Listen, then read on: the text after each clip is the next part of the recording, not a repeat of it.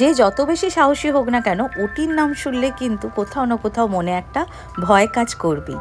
পুরো প্রেগনেন্সি জার্নিটা ভগবানের আশীর্বাদে কিন্তু বেশ ভালোভাবেই কাটালাম, খুব সুন্দরভাবে হাসি খুশি মজা করেই কাটিয়েছি। যে সুন্দর মুহূর্তের জন্য আমি এত মাস অপেক্ষা করেছিলাম, তো আজকের সেই দিনটা চলে এসেছে।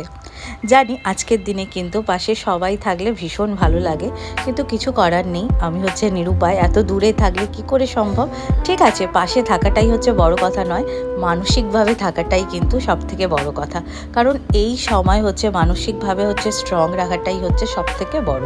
যতই মনে বলি না কেন, হ্যাঁ হ্যাঁ কিছু হবে না, সব ঠিকঠাক হয়ে যাবে, ঠিকঠাক হয়ে যাবে, কিন্তু মনের মধ্যে কিন্তু ভয় কিন্তু অনবরত কাজ করতেই থাকে। তো যাই হোক, এখন বিকেল 4:30, আমি চলে এসেছি সোজা হসপিটাল। এখন কেবিন নাম্বার দিয়ে দিয়েছে 10। তো আমি এখন সোজা চলে যাব আমার রুমে।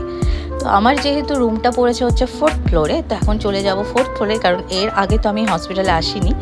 আর এই হসপিটালটা আমার বাড়ির একদম কাছেই, প্রায় হয়তো গাড়ি করে হয়তো 3 থেকে 4 মিনিট জোর লাগে আসতে। তো কাছাকাছি নেওয়ার কারণ যাতায়াত করতে ভীষণই সুবিধা হয়, এই জন্যই আসা। তো এই আমার রুম 402। ডেলিভারি প্যাকেজে আমরা ডাবল বেড নিয়েছিলাম, সিঙ্গেল বেড নিইনি।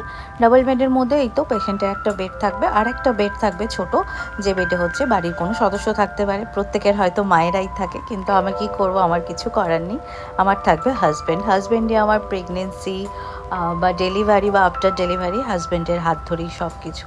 কারণ হাজব্যান্ড ছাড়া সত্যি একার পক্ষে তো আর এগুলো সম্ভব নয়, আর এই টাইমে কারোর সাপোর্ট ছাড়া কোনোভাবেই সুস্থ হওয়া কিন্তু পসিবল নয়।